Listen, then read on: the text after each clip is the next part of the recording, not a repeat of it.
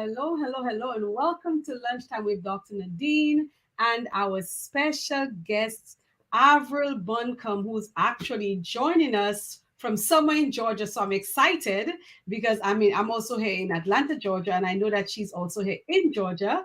And so I'm excited to have Avril here. Avril comes to us with a host of experience. She is an educator. She's also a speaker.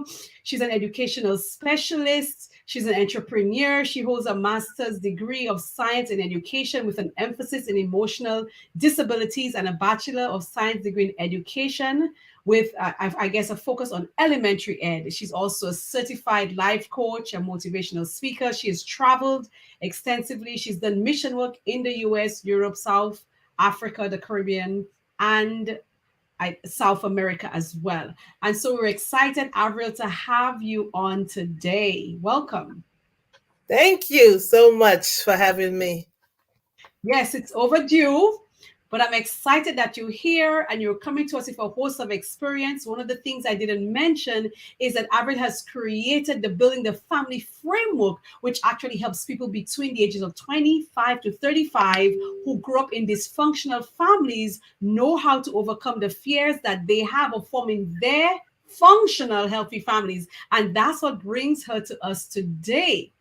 So, if you're joining us, let us know in the chat where in the world are you joining us from today. We'd love to know. We have Rhonda Maynard locked in from Trinidad and Tobago. We're happy to have you here. Other ladies, as you come in, let us know where you're joining us from. So, Avril, I gave your professional introduction, but can you tell our viewers a little bit about you? I'm Avril Buncome. As you have heard, I've been a teacher for years. I also been married for 40 years, October 1st. That's been a long time. But I do have a passion for helping people with their marriages. I recognize that for so long, even as a church, we have not done what we should do. We have not prepared people and we have not been there for them, even when they go through their struggles. So that's really what I'm passionate about. And I just want to share that to the world. I want to be that person that you could come to if you need help. I love it. I love it. And I believe that your topic and your area of speaking expertise is so important. But first, I want to congratulate you. 40 years of marriage. What an amazing just celebration. I was literally like 5 when you got married and stuff like that. So I'm really excited for you. Congratulations to you and your family. So let's talk a little bit about, we have Deborah Brooks joining us from Atlanta. We also have KG Dorr joining us from St. Kitts. And so we'll have more folks coming on. So Avril, what brought us together? What brought our worlds together? Where did we meet? And how did you get into the speaker mentorship program? Okay, I saw you first on 3ABN with the prayer program that you had. And it was one morning, I think it was a year ago, I just happened to go on to an early morning prayer that you were on. You're talking about, spiritual warfare. But as I was listening and I was praying, Lord, I need to know what's next for me to do. I have this passion, but I need to be able to use it somewhere. And so after you were finished, you put a call out to have that free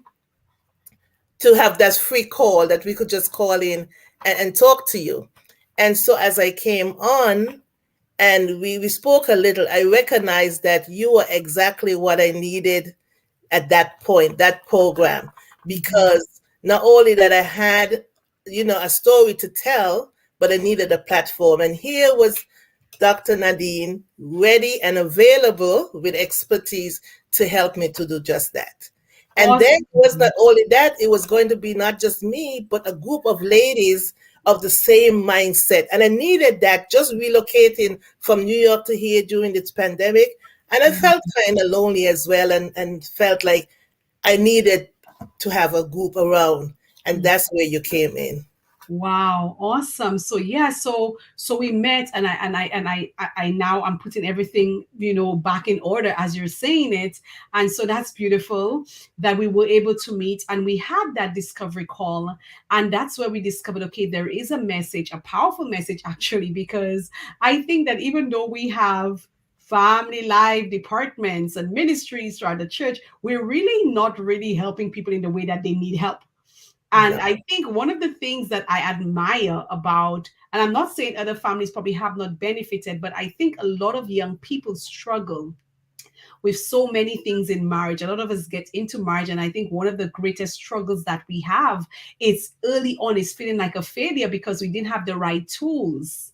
But your speaking platform is built because you came into the program. So tell me a little bit about, okay, you came into the program.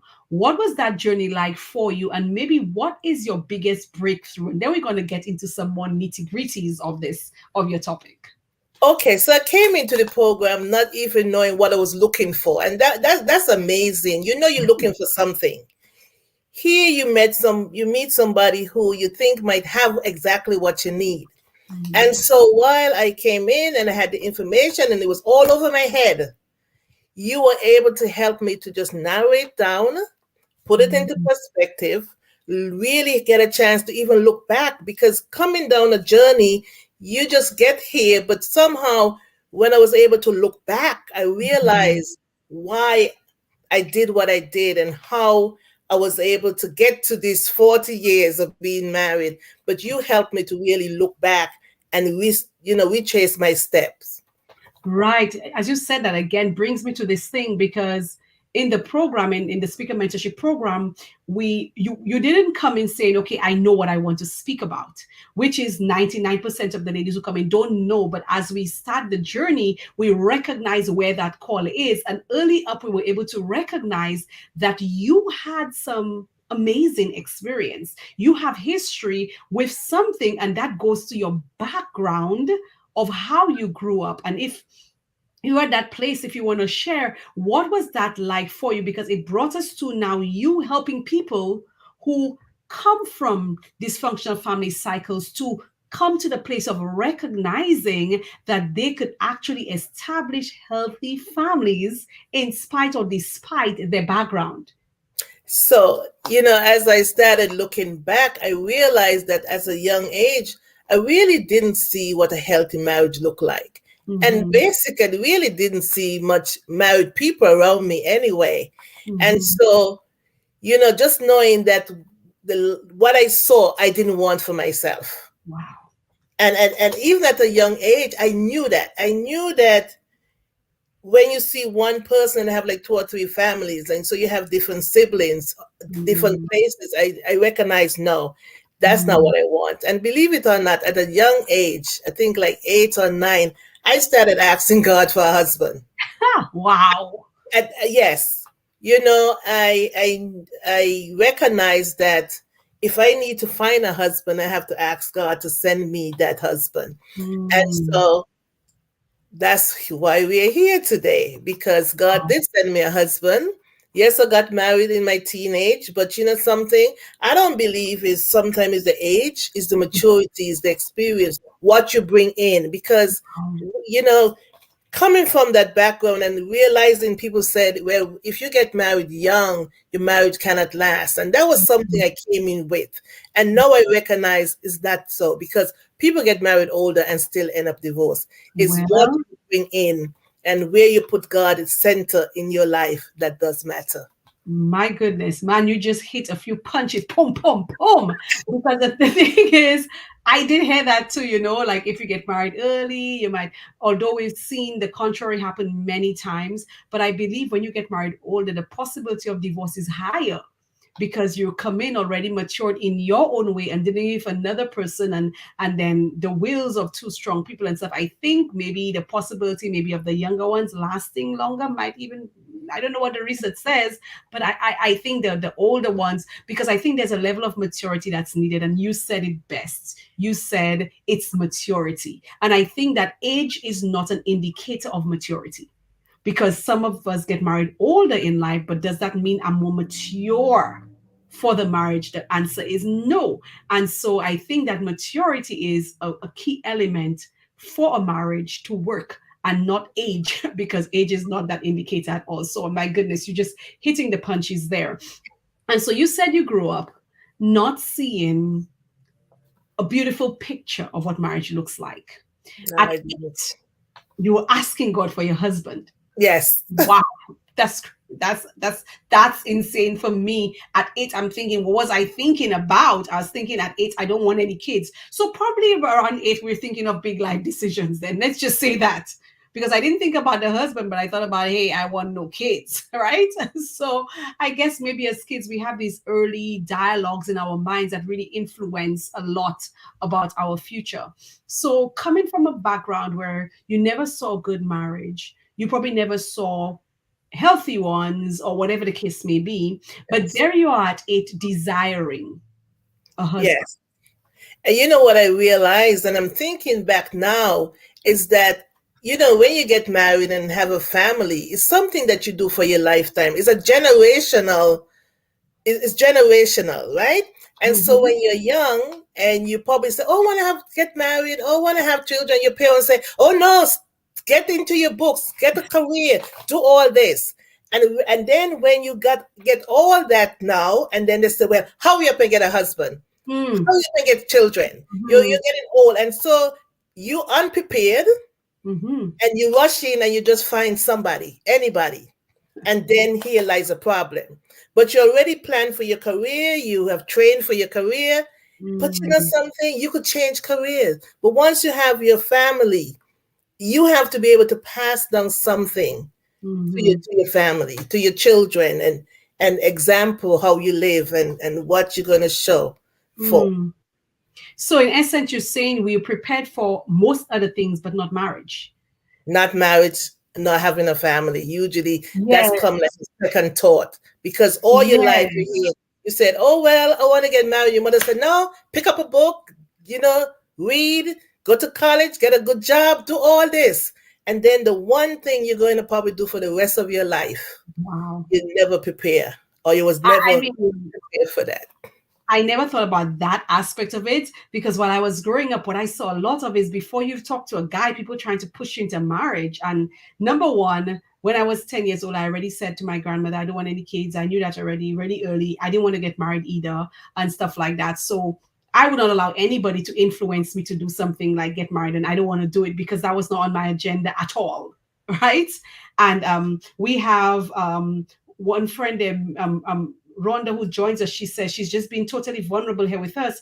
And she's actually saying remarried at 56, and boy, it's a real challenge. And so we thank you so much, Rhonda, for being so open about it, because a lot of times we try to pretend, because I got married at 39, hardest thing I ever did in my life. I'm not going to kid you. I could do 6 PhDs back to back. It would be easier than this, right? But the thing is, because of, again, lack of preparation, because when I was growing up, I never read a book on relationships. I never read a book on marriage either, because it was not a desire of mine. So I didn't feel like I needed to be prepared for something that I had no interest in, right? But I know this might be a unique experience. And so maybe for most others, it might be different, because when I was in high school, my mates would be like, oh, they visualize their marriage. I thought I was going to die early in life, because I couldn't understand why. I was 16 years old, and my classmates, even though they were older than me, they were all seeing visions. Oh, when I get married, I want to have this number of bridesmaids. I want this. And I had none of that. So I thought, okay, well, maybe I won't live to see an age to be able to have any of that. So I hear you clearly about the lack of preparation. So maybe we may have the dreams and the visions because it looks nice on TV, but practically, are we prepared for not only a decision today, but as you said, one of the things that should be lifelong? So that takes us to you. Not seeing a good example, yet still desiring. So there was something inside of you that was saying to you, Avril, you can experience different. What was Yes. that? It was just the desire of recognizing that I wanted for myself something that I did not see, but something I think that should have been there. Mm-hmm. And so as I'm looking back and I'm thinking about where God brought me from, yes, getting married, it didn't stop me from accomplishing everything else. But I realized that people focus more on that one day, that ceremony, that Mm. bridesmaids, that dressing, that venue. And then we see these pictures that after the wedding, people just drive off in the forever. But you don't ever see the reality of life behind there. And so I think in my mind, getting married young, I realized, hey, you got to do this different. You have Wow. to focus not on the that big ceremony, but you got to focus on living that life. And so Wow. for the first 7 years, I'm telling you, I focus, I Mm. pray how to be a wife, Wow. how to communicate, because that's what I heard. First 7 years the most difficult. And Right. so after the first 7 years, the 8th year, I really celebrated because I say I made it to 7. And Wow. I'm looking back now and I'm realizing that 40 years had passed by so quickly. And here I am. So, but what I'm realizing when we developed this framework during this mentorship, we had from 25 to 35. But I'm finding out now that other people are coming to me and saying, I'm already married. I'm in Right. 7 years in, or I'm 5 years in, and I need help. Mm. And so Okay. now I'm realizing that even people who are already married, looking, they want to have a Mm-hmm. relationship. And something else I didn't want to happen. I didn't want to just be married in name. I didn't Mm-hmm. want to go through that show. We come in the public and we're hugging and we're holding hands. And Mm-hmm. behind closed door, we don't even speak. And so I Mm. wanted my relationship to be real, that Amen. we had a friendship and a partnership. And so Mm-hmm. I know that even though you have a high percentage of married, there's still people who are married. But I believe that even half of the people who are married is not really happily married. And I Mm-hmm. believe that if you're going to be in a marriage or any relationship, you should be happy. And you should seek Word. to make it happy. You have to Word. seek to make it worthwhile. That same laughter you have on the outside, you have it on the inside. Amen. Mm. Mm, listen, Avril, you're on fire because that so resonates with my own thoughts on this thing. And I think that we have a fundamental problem in our organization where we have so many people married but unhappy. And we act as if there's a badge of honor in staying in an unhappy situation. So I'm happy you're able to recognize that one, that a lot of married people, because I'm under that 7 years. And of course, like you said, the hard work to be done there. But one of the things I'm taking away from what you're saying is that marriage is work and you put in the work early on. Number one. The second thing is that you wanted to have the happiness outside that you have in. That's also important to me because I hate the pretense. I don't want to live a life that's not real to me. I prefer to not be in a marriage than to be in one that's a pretense because I want to be happy genuinely, the same way I'm with everything and everybody else. I want to be as authentic in that space as well. And a lot of times there's a struggle because of the judgments that come with if you step out of that marriage. Yes. But if you're going to be in it, make it worthwhile. I believe that. Yes. And if you need to get help, go and get Mhm. help. And I think what happened too is that when people in marriage, they kind of want to pretend that everything is okay and they feel the shame. And I think as a church, we make people feel shame. So why Mhm. is it not working? Why is not? But this you have not prepared, a place that people can come Mhm. and come without judgment and come and Mhm. say, hey, I'm having a problem. I think that when you see a sign of problem in your marriage the first time, don't wait for a second time. Go get help. Just Wow. like if you see something physically wrong with you, you go to the doctor. When something physically wrong in your marriage, get help. Don't Mhm. wait until 20 years later and then Wow. somebody say, wow, that person got divorced. I thought they were happy because we shouldn't live a lie. Get Mhm. help if you need help. Yeah, man, I'm so with you on the lie stuff. Early this year in January, I put a post online talking about the lies, how so many of us as Christians, as Seventh-day Adventists, we live lies because of our marriages. And I mean, I got a lot of lashes, but the thing is, it's so true because the more I interact with women and get to know stories, it's like a lot of us are living lies because we're pretending. I mean, you marry on paper, it's not working. And then some people do not want to let go of it because I guess they're afraid of the judgment. But do you think, I mean, that's outside of your what you're doing, but do you think that more can be done within the Christian community to prepare people for marriage, not just the premarital counseling, but in general? Because I personally believe that when I was growing up, I think that people were not honest enough. And so, so many of people like my age and stuff would have gotten married under the guise of what they saw marriage was from people who were living a lie. It's like we're Yes, not honest. We're not telling young people, okay, well, it's challenging. There are challenges you have to work through. We pretend as if it's the problem to stop premarital sex. It's a problem to stop you from having children outside of wedlock. And it's a problem to prevent you from having any shame. So get married. And then you have to deal with the reality of that thing. exactly. Exactly. And so I think that as a church or society, if we prepare young people, prepare them not only to get into a relationship, what to look for in the relationship, and as you what you look for, you have to know what you can deal with. Mm-hmm. And if you see it and you cannot deal with it, don't try to fix it once you get in. If you can't fix it before you get in, walk away. There's going to be somebody else. And then once you're in, you know how I didn't have that pressure because I was already married. But you know the pressure when somebody said, "Well, when are you going to get married? And when are you going to get married?" Because everybody want to come to the wedding, but nobody want to be there after the wedding. They're not there. Mercy. You can't find them. They just say get in and you ask, okay, I'm in. What should I do? But there's nobody the day after. There's nobody after the honeymoon. There's nobody when real life hit. There's not a program. What is family life? I'm still wondering what is family life. You see people come all dressed up, husband and wife, and they're telling you this, but they don't go through everything. They're not there when you really need them. Once a year at the weekend, that's not family life. And Mercy. so for me, I'm really just passionate. Because the first time I heard a friend said to me, my wife and I were getting divorced. They got married young as well, and they were educators. I felt like he told me his wife had died. That's Wow. how I felt. That's how I feel about divorce when I hear it.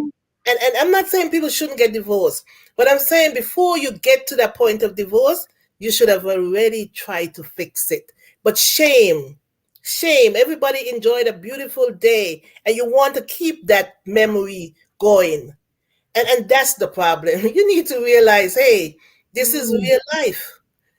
I need help and seek Wow. it early. Listen. You're getting such amazing feedback here. Ron is saying, ma'am, your story is giving me food for thought. Dwayne is saying, Dwayne, thank you for joining us. I agree that much more than 50% of marriages are unhappy, unfortunately.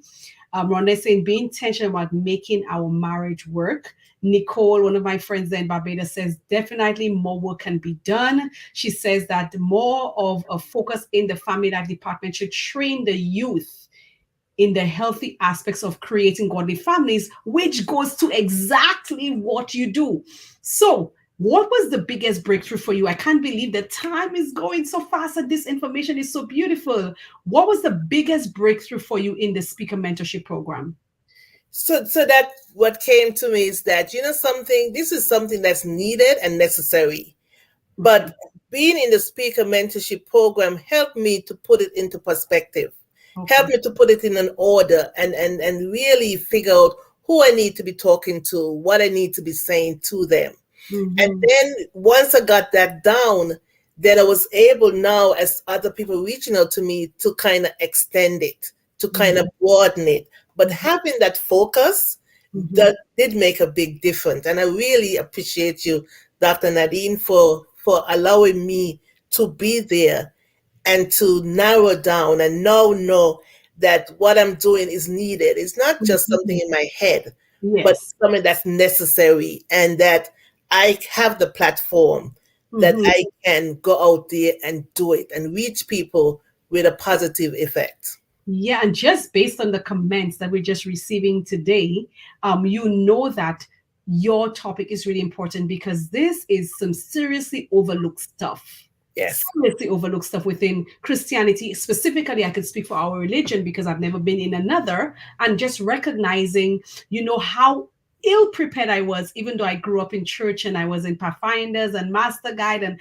everything church had to offer and stuff. But there was not a level of readiness per se. I cannot blame anybody else but myself. But there are things that I believe that I could have received more in church. I would have loved people. I believe the biggest problem, that's just from my perspective, and I'm sure that I have friends who may feel the same way because we all grew up in church together, is the fact that I believe that too many of us are living these lies. And because we're not honest with the younger generation finds themselves in problems because if the older ones were more honest, more open about stuff, the challenges, and so we would go into marriage with a different mindset. And so I love the fact that you're working with the younger people, but also with couples, helping them, because I mean, a lot of us need help. And the help might not always be to save a marriage, the help might be to save you. Because it's not going to be anything beneficial to you or to the kingdom of God for you to lose your salvation or your life over marriage. Yes. So I think the readiness is necessary. It's important. It's something that we need to be very careful about. And there's so much I would like to ask you. But for the sake of time, because we have like 4 minutes, as it relates to things like unequally yoked, and my whole understanding now that it's not just about being in the same religion with somebody, because you could be unequally yoked. The reason why most of our marriages are not happy in the church, it's because we are unequally yoked with people in the same religion. Exactly. Yes, exactly. Because when you get into a relationship, if you don't have that connection and you can't develop that friendship and understand that you need to nurture your marriage, you need to take care of it, and you can't just leave it up to itself because it's not going to work by itself. You have to put in as much effort. And sometimes you have to put in 110. And sometimes the other person have to put in 110. But it got to a point that you both need to come and bring something. And you talk about building up the kingdom of God. When we live in these relationships that are pure lies, then how are we going to be saved? When we ended, because of our lifestyle, we make people think that everything is nice and dandy and they want to be just like you, but they don't know that your life is not the way it's supposed to be. And so we need to be honest, and we need to say, I need help. And I think a lot of times we kind of shy away from other people. And even when people get to a point where they even get a divorce, the friends leave them. There's shame. And so you don't want to be in that shame. And so you go through this lie, this ritual day after day. And what I'm saying to you today, if you think your marriage still have hope, make it work. Figure out a way to get the help you need now. And so it is not too late. It's not too late. And so I am so glad that you give me this opportunity to speak to people out there, to let them know that they can get help. You can don't stop the pretense. Stop it. It's not working for you. It's not working for your children, because you have to understand that. And it's not working for your generation down the line. And that's why when we talk about dysfunction, it's not only dysfunction, it's dysfunctional in the church. Is when you know that when you see your family, your parents standing up, and you know the life that they're living, it's not a good picture. It's not a good picture. And so here you have a chance to start over. Just start over. Today is the first day of the rest of your life. Start over today. Make it work. Because I don't think anybody deserves to be in an unhappy marriage. I agree. I don't think so. 100%. And I know that because of our mindsets about, and the repetitions of words like God or like divorce, that so many of us are so unhappy. I mean, go find happiness. God created you for it. Find it. Don't stay in a miserable situation. And that's the thing, I'm speaking to myself, because I believe that personally, that's not something that honors God in any way possible. But as Avril has said, if you believe that there is hope, put in the work now to make it work. Otherwise, I mean, it doesn't honor God. It doesn't honor you. It's actually destructive. Avril, time is winding down. 2 last questions for you. One, what would you say to a woman who needs to get into the speaker program, who's wondering what she should do? Because right now we actually enrolling ladies into the program who are really ready to tell their stories and make their presence known in the world like you. That's the first question. What would you say to her? And the second one is, where can they find you? Tell me first, Where can they find you so I could put it on the screen? I'm on LinkedIn, Avril Buncome, Facebook, Avril Buncome, and my email address is avril, the number 2, buncome at gmail.com. Awesome. And then the mentorship program. Everybody has a story. You might not remember the whole story, it might be bits and pieces, but if you come to the mentorship program, Dr. Nadine will help you to narrow down what that is and help you to go back and look back, because sometimes we don't want to look back. And in order to go forward, you have to look back. And so with sharing with these other ladies as they're looking back, and if in this program is amazing, we all had different experiences. We all had different topics. And we all got to it in a aha moment at different time, but we all got to it. And so I am so glad. And I want to tell you, if you have a story, because we all do, join this program and you'll be able to share that story, because when you share your story, you're helping somebody else. And I am hoping that my story today, as I've got it clear in my head, that is going to help so many people. And it's only because I joined the mentorship program, the speaking mentorship program, that I'm able to be here today to share my experience with you. Yes, Sister Avril, it was an honor working with you. It was an honor putting out that when we recognize this is what God actually wants you to do, and then to get you to this point of where you can articulate so clearly what you're doing. I'm excited. We have some talks here, Nubian Queen. You can reach out to Avril. You have an email address. She says, we need you for a session here in Houston. That's where I was this past weekend speaking at a women's retreat.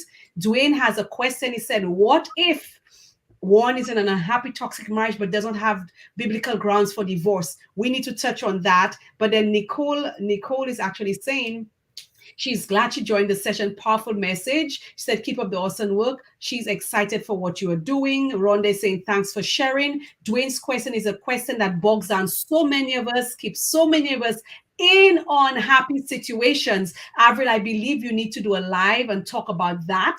Probably do a live on Facebook that really addresses that. If you have any questions, send it to her. Her email address is on the bottom of the screen. When you get these questions, Avril, you can begin to do Facebook Lives to address these questions, because many people out there need answers. They are in toxic marriages, in toxic situations, but because we've been indoctrinated to believe so many things, that it keeps us in an unhappy situation. And many of us get sick.